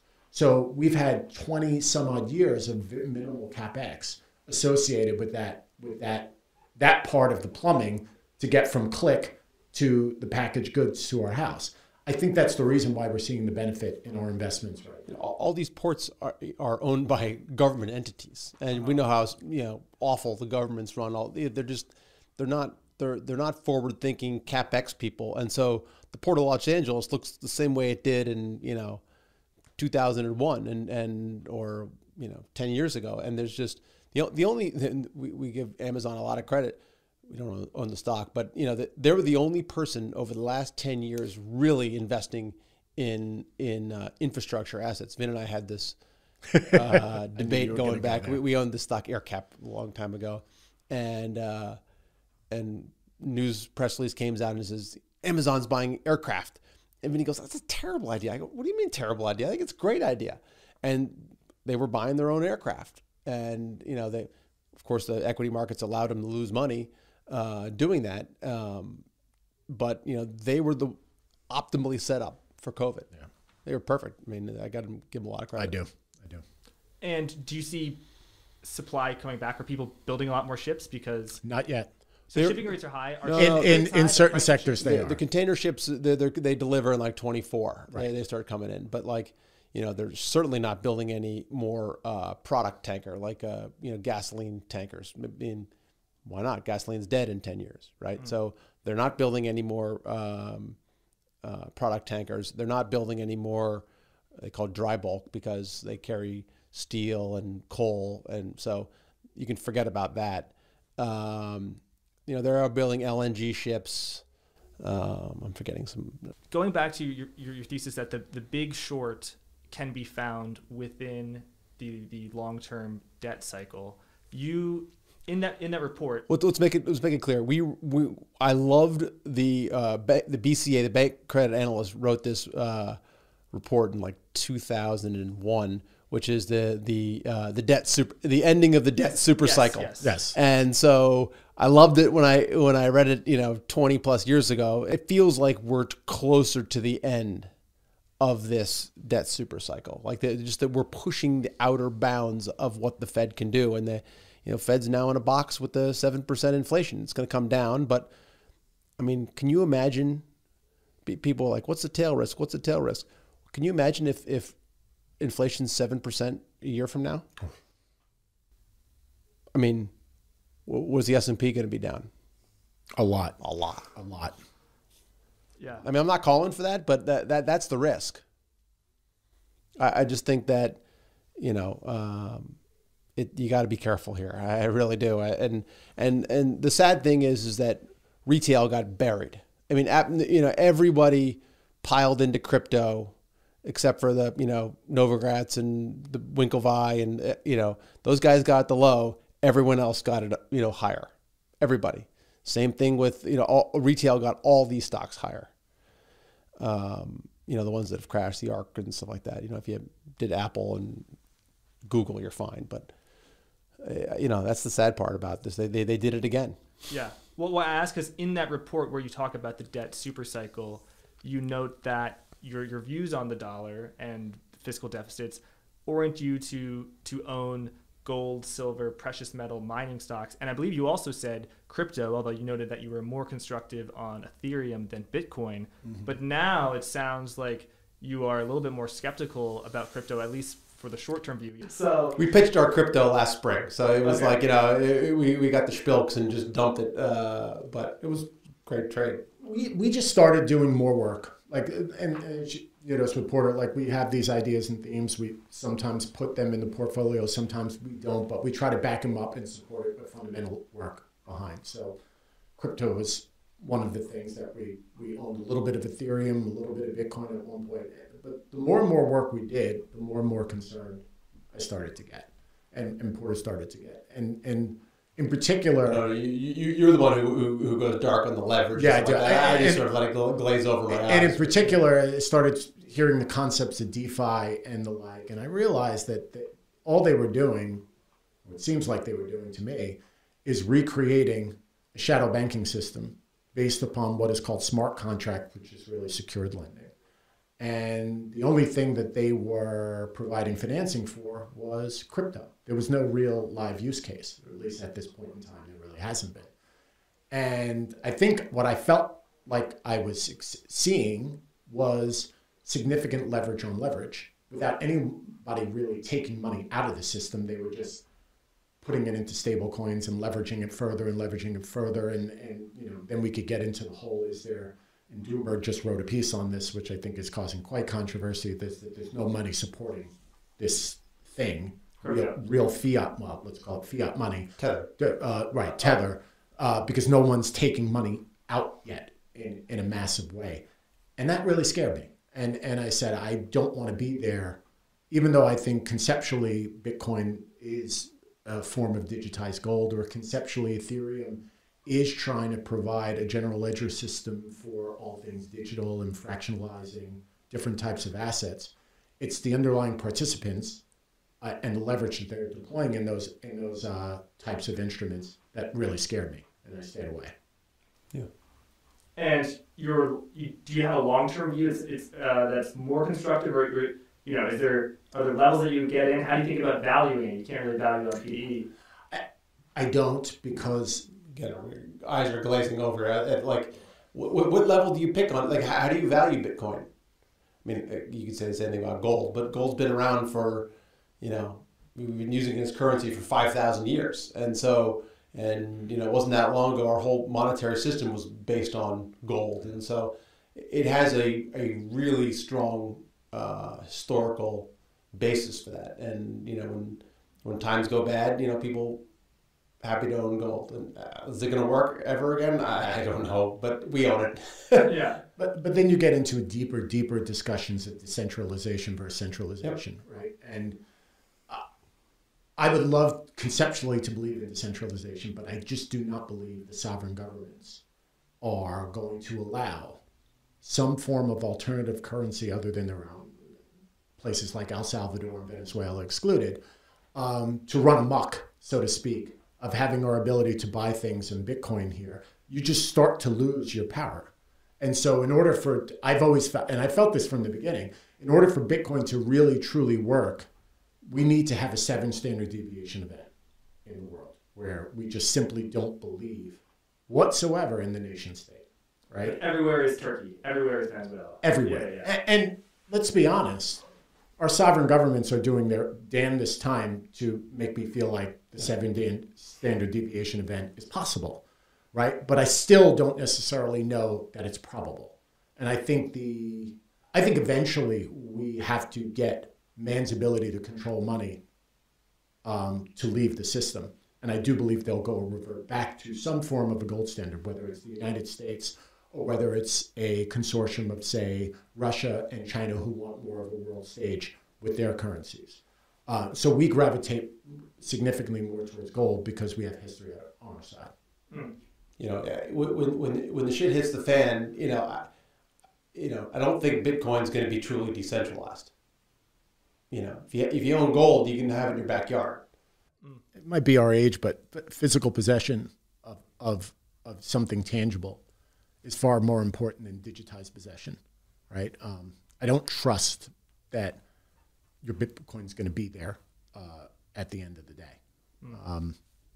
So. If the government wants to take it like they did, in the 30s with gold, like it's gone. Given that it sounds like you're pretty bearish on crypto, at least in the short term, are you taking short positions on some of the publicly traded equities that are related to that? Yes, we are short MicroStrategy. And we've been short Robinhood. We're not anymore. But we're short MicroStrategy. We have been for a while. I mean, it was stupid. He bet the farm, and maybe the farm's wrong, right? And a lot of that was structure as well as what he did. And even the if you could be extremely long on Bitcoin, the spread between MicroStrategy's stock and the stock has compressed a lot. Correct. Yeah. One final long we haven't talked about is housing. We've had a huge housing boom over the past 2 years that has accelerated over the past 2 years, and housing is a very key part of inflation. Very interesting that you are quite constructive on the housing market in America, at least. I'd say what a difference 15 years makes. I mean, I think that's, I think you're probably taking that from our 2021 letter, the year ago. 2020. Yeah. 2020, sorry. Yeah. And, we were constructive on housing. Our view, we always sort of go back and forth, but we do own a lot of multifamily properties. And, I just think prices have gone too high. The prices are too expensive. And the Fed's got this easy policy, and it's, if the Fed's hiking rates and equity markets are going to go down, I don't know that house prices are necessarily going to go up. I'm not bearish on them per se, but I'm not bearish on them because the supply of housing is just so low. I mean, you go to some of these towns and you just can't buy houses. We're in big structural deficits of housing. And so right now I'm neither bullish or bearish, I don't think. And the quality of mortgages is uncomparable to 2007, right? Yes, 100%. And I always think a good question to ask investors or pools of capital is, what's your incremental investment right now, right? And right now it's not housing, right? And so why is that the case? I think Porter nailed it. We do own one name, actually. Which one? We own St. Joe. Yes. Oh, yes. Florida. We do own St. Joe, and that is a long-term investment. But we were shorted a long time ago in the housing crisis back at Front Point, and yes. But it's different. We were talking about this about Florida. Florida's time has come. Before, it used to be very boom bust, and look at it now. It's booming. And that's where I was going to go, is that I think you need to go deeper into our housing bullish thesis, which is, where are you bullish on housing? Yep. And it has to do with migration trends towards lower tax jurisdictions, which is in the South, right? So from there, things like Joe, what spits out things like Joe, we used to be long a bunch of other names. However, we are reasonably long LP interest in multifamily real estate in the Southeast. I laugh when I think about Joe, because we had a failed investment thesis. We come up with these theses. We had a bad one. As bearish as we were on housing in 2007, we were long this stock called Murillo Maddox. And I don't know how we... Can I explain my thesis? Because it's on me. Yeah, no, okay. If I screwed up on this one, I should be able we had to the tell whole, No. ecosystem. It's significantly more trivial and stupid. And when you hear it, people might turn and listen to this podcast and go, I'm never going to listen to Vincent again. So remember the show Entourage? I told you it's stupid. Okay. So at the time, you had these really cool Queens guys I'm from Queens, but I'm not that cool. Going to LA, who became quite famous. Well, they were only one of them was cool anyway. So. But they all rode on the coattails. Drama could have been cool, but he wasn't. Nevertheless, Turtle. My best friend from home, Ron, is exactly like Turtle. Exactly. Anyway, when I would go visit LA, you would see that the city of LA had such potential, right? To be like Manhattan, where people would not live near the ocean and they would live within the city. And this was a bias of mine coming from New York, that event. And there was initiatives. Queen's thesis comes to LA? Yes. And there was an initiative via the Staples Center to build up LA, the city of LA, and create a city within there. So we made an investment in a commercial real estate developer, Realomatics, sadly at the wrong time, and sadly they did not do a very good job at all. So the so the genesis of the investment was Entourage from Queens goes to LA and goes full. It didn't work out. So I love that you bring that. Oh, I know. All the time. I love it. Yeah, we've gotten so many stocks wrong. We've gotten squeezed in so many stocks. The great thing about investing, and if you speak to, I think people like us, we spend so much more time, or you remember your losers so much more than your winners, right? Like I could tell you. Why don't you tell the first Marblehead story? I still laugh at that one. I was just about to say, I could tell you where I was. So we were short this piece of shit student lender called First Marblehead, right? Which used to originate private student loans and sell them to the capital markets and make these crazy gains. Like, for every dollar of student loan they were selling, they would make $10 to $12. And we knew it was unsustainable. So we were short. And not only that, they had this CEO that I just did not get along with. He just did not fit my personality description.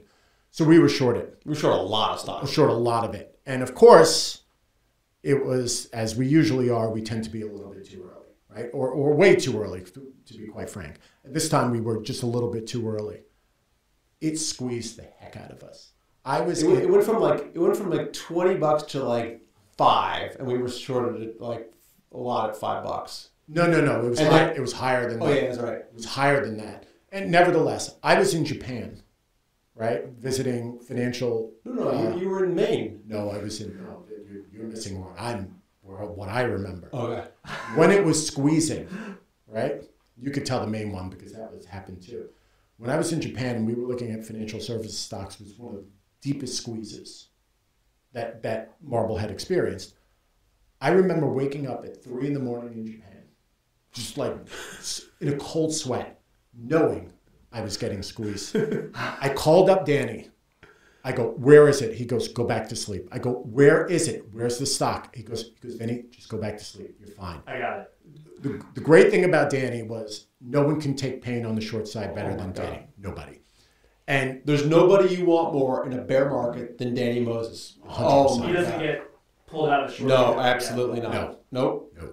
And he would not be. Yeah, he's very good. So waking up in a cold sweat somewhere in Tokyo, knowing that I was getting squeezed in a short, like I'll remember that more than a random long that we got right 2-3 years ago.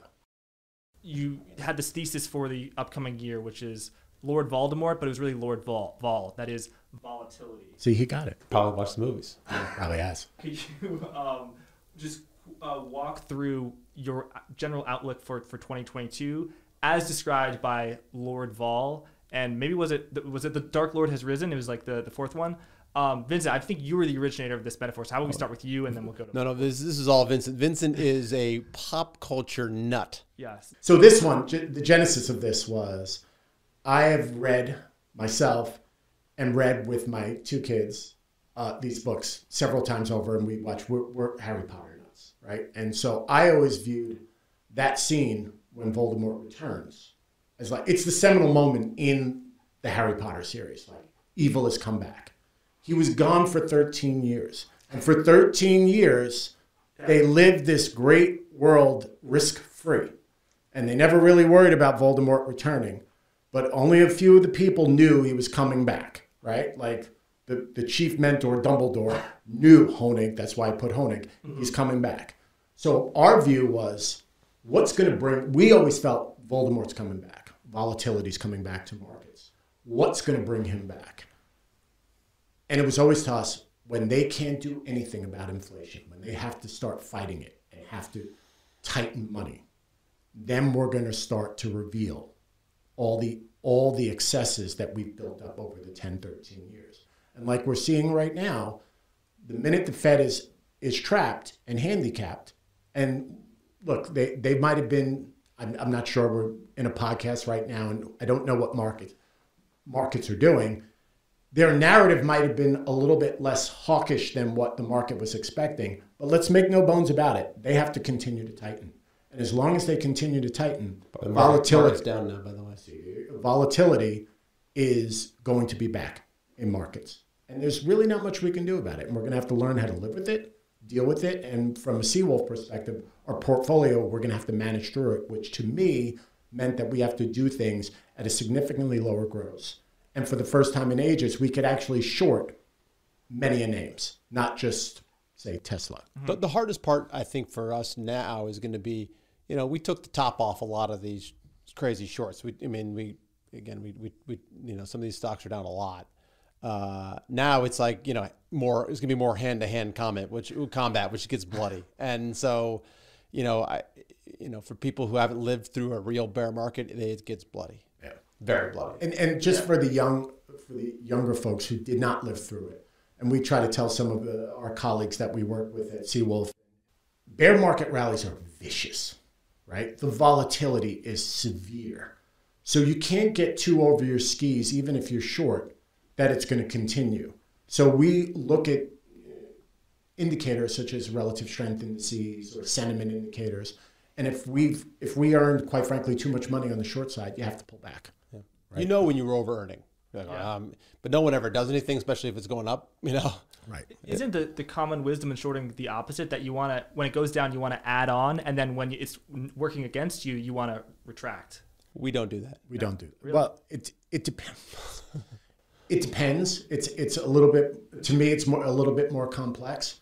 But if you keep pressing, I'll never forget, we talk about it, one of the more vicious bear market rallies we experienced was in the summer of 2008, where the bank stocks went up 50%. We were short a lot of Wells Fargo. Yes. And they came out with a surprise dividend hike, which no one was expecting. Kovacevic did a big FU to everybody. Yes, he did. And it ripped our testicles apart. It's just so our perspective is, if you're pressing into that, what you're trying to do in a weird way, because every time your short works, the size of your short goes down. Yes. Right?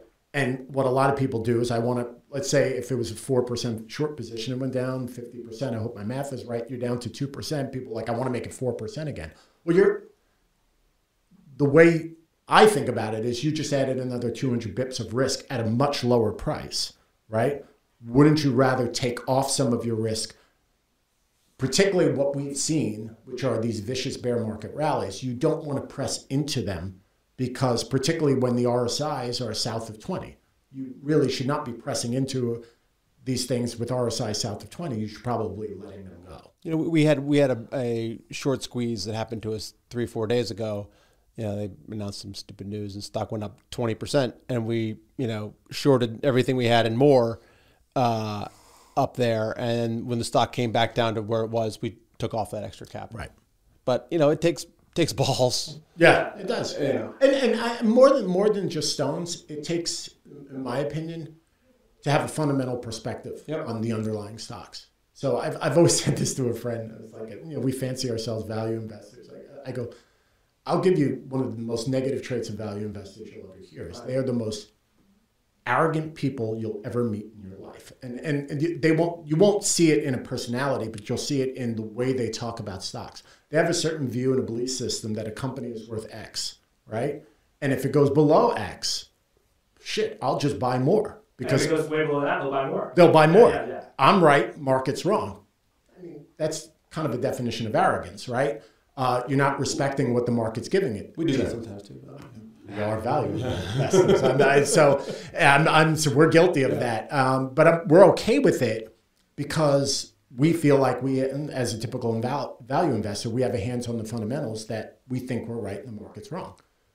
Yeah. I guess we're arrogant, but you know, it is what it is. But do you guys mess around with options? I mean, if Lord Vol has arisen, isn't it time to buy some Vol? Well, no, we don't do a lot of options investing because we've gotten our faces ripped off too many times, or pissing away money, and not faces ripped off. I would say faces ripped off. No, we just lose. We take a lot of chances, and you know, we famously made a lot of money in a derivative, yes. Well, also shorting cons when yes, we did. We had a ton. We weren't that famous for that. No, we just got Met jerseys for it, but we weren't famous for it. No, but cons, the furniture store. Yeah. They blew up on credit a long time ago, and no one had that thesis, and we had a truckload of puts on, and so that was kind of fun. But typically we don't do options. My issue with options is twofold, right? And they're a fine instrument, and if my brain doesn't work well with options, whereas for other brains it does. One, it truncates your duration. And back to our discussion, if you want unlimited duration, I don't know when our theories are going to work. That's the problem. So as a result of it, options sort of require me to be right at a certain amount of time. The other thing, which is a bit more cynical, is that options are controlled by the house, which are broker-dealers. And I think they, A, charge a premium for the junkies that love to play in the option markets. And B, when it comes to option expirations, they play a lot of monkey games to make sure that all these options fall out of the money, or where the brokers make more money on their side versus where the speculators are. So the combination of the two makes me very skeptical of using options. Yeah, thank you.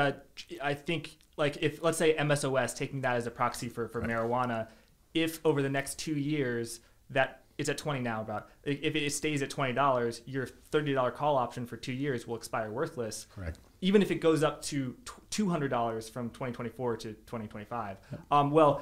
Porter and Vincent, it has been an absolute pleasure getting the chance to pick your brains. Thank you so much. I'm very grateful, and I think our audience will be as well. My final thing I want to say is Seawolf 2.0, your fund, is now your money, family office. I understand that you are thinking about perhaps maybe taking on some new money. If you were to consider that and people wanted to reach out, where could they find you? Twitter's probably the best place to find us. I'm at Seawolf Cap. And I'm at VD718. Yeah. So, and you know, we'll be, if we do take money, it'll be not institutional money, probably. Yes.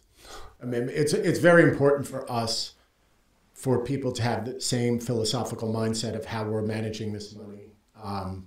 You know, we are accepting duration, volatility, to create outsized returns. So there's some wild swings in our portfolio. Would it safely say that last year, 2021, was the best investment year you've ever had? Well, Big Short year was pretty good too. Yeah. But 2021 wasn't better? Return rate wise, yes, it was better. Yeah. Well, Porter, thank you. Vincent, thank you so much. Thank you. Thanks.